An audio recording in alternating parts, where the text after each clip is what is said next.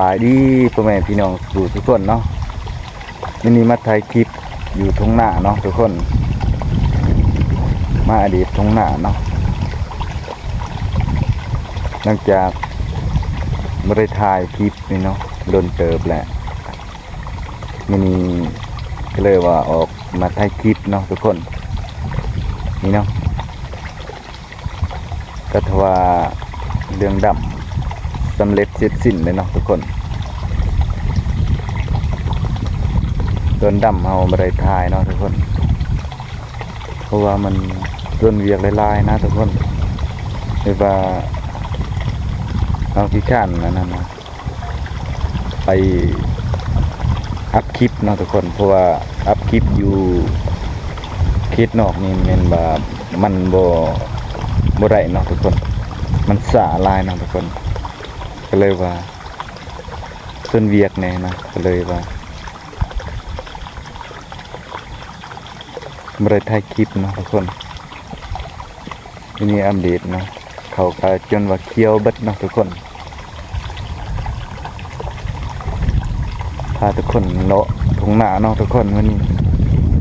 บ่มีแนวสิถ่ายเนาะทุกคนจะได้กับฝากติดตามในเด้อทุกคนเนาะฝากเป็นกำลังใจเนาะทุกคน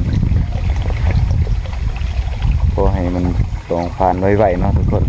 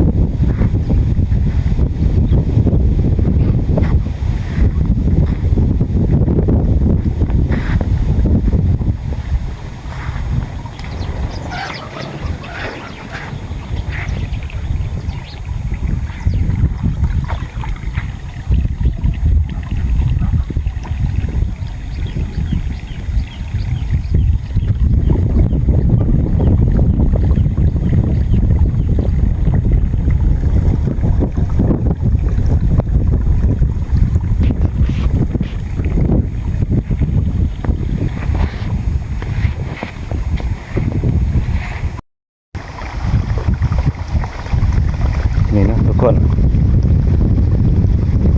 เขาก็จะเคี้ยวเนาะทุกคนดำเครื่องเติมทุกคนมีลมเหี่ยงเนาะทุกคนอากาศก็สีครึมๆเนาะทุกคนฝนกระตุกเลยเนาะทุกคน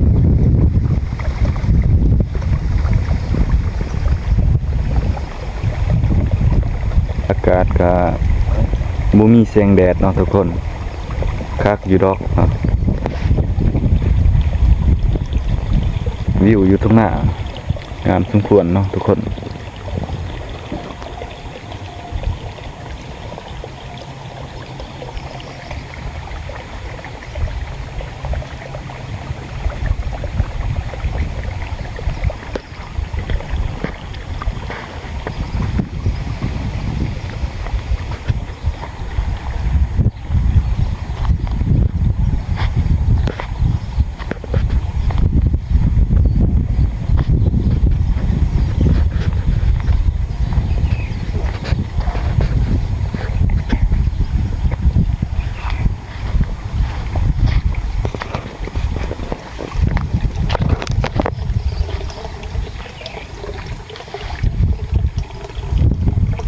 นี่เราต้องได้ใส่ทอนะทุกคนเพราะว่ามันเป็นดินทรายเนาะทุกคนกันเทมันเป็นมัด ขาดดุเนาะทุกคนก็เลยใส่โทเนาะ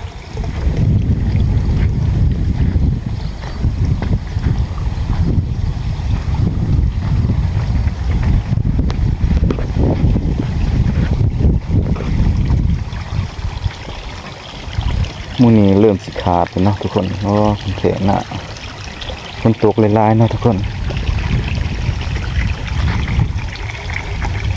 นี่เขาใส่โทเนาะ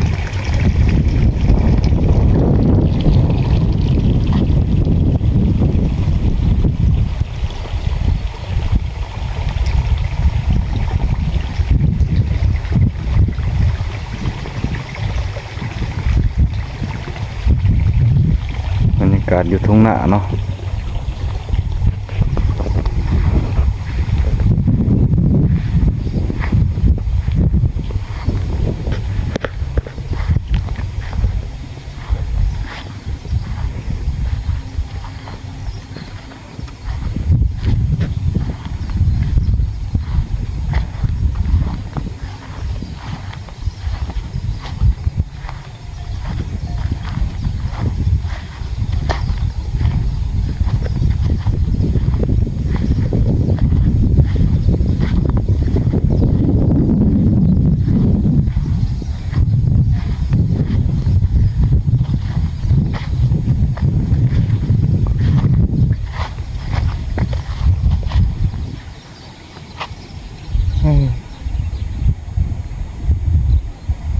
ปลาซิวนะทุกคน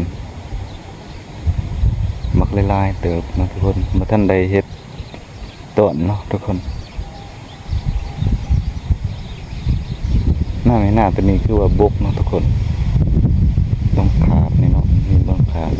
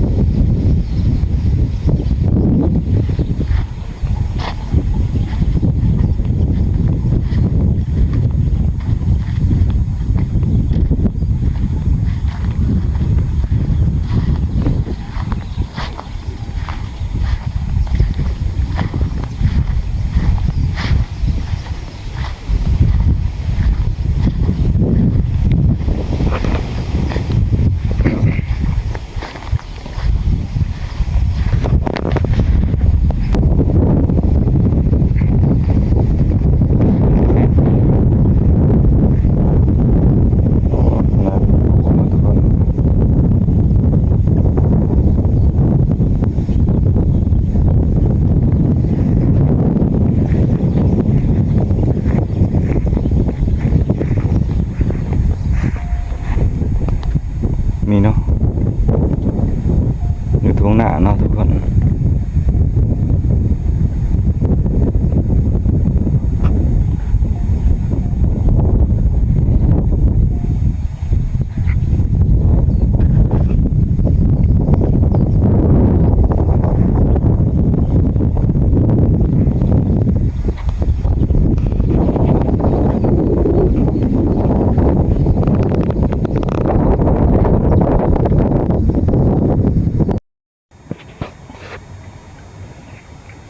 เท่านี้เฮาดำสุดท้ายเนาะมันจะบ่งามปานใดเนาะทุกคนคุณโท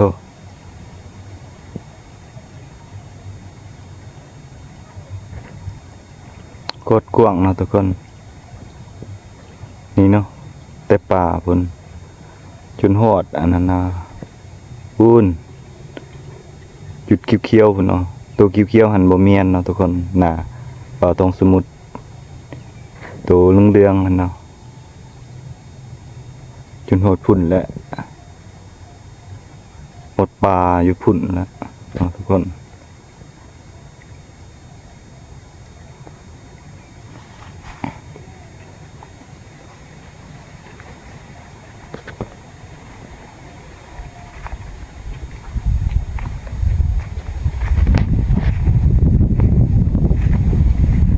วันนี้ก็เมียนกันเนาะทุกคนเอาไม่ได้ดำเนาะทุกคนเฮ็ดบ่ไหวเนาะทุกคนก็เลยปะแน่เนาะทุกคนมันกว้างหลายๆเนาะทุกคนเอากับปะแน่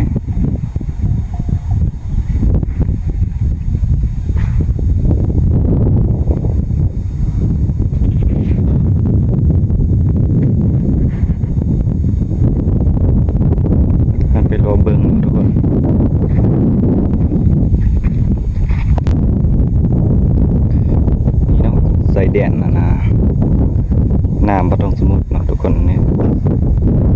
แต่นี่ก็ถือว่าบ่ต้องสมุทรดำรุ่นหมู่เนาะทุกคนก็เลยว่าอย่างสีเหลืองๆเนาะทุกคน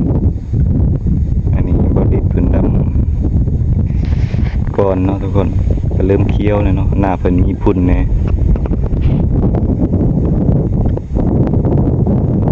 พุ่นแหละเนาะทุกคนจำป่าอยู่พุ่นเลยเนาะทุกคน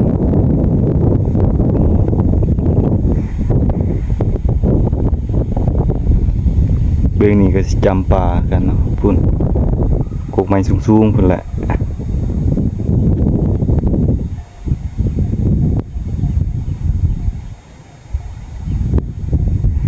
อันนี้บ่าวดิดเนาะ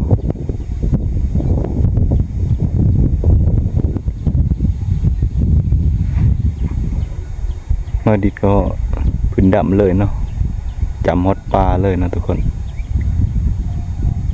ว่าทางสมุทรก็ได้ปะเนาะทุกคนบ่ได้ดำเนาะเบื้องนี้เนาะ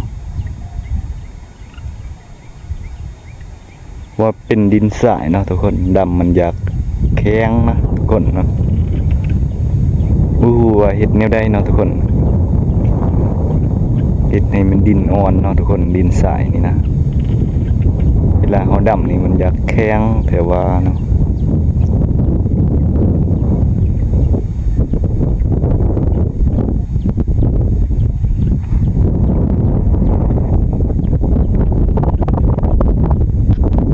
ลมเนาะทุกคนบ่ฮู้ว่ามันเจียงหรือบ่เจียงเนาะเสียงเนาะทุกคนลมมันเนาะทุกคน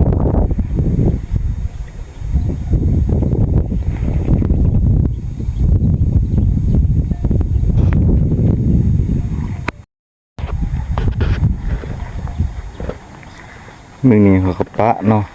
เป็นหน้าห้างเนาะทุกคน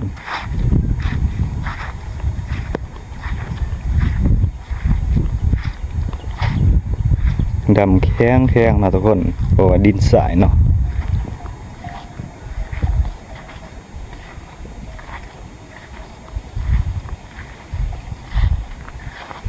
ปะกว้างเติบเด้อทุกคน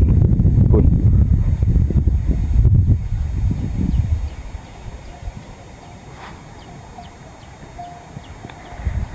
อันนี้อยู่ป่าทุกคนอยู่ป่ากะยังน้อยนึงเนาะทุกคนเป็นดินบ่ตรงสมุทรส่วนหลายเบื้องนี้เนาะลายเนาะทุกคนทั้งหมดก็6 เฮกตาร์เนาะทุกคนรวมทั้งหมดเนาะทุกคน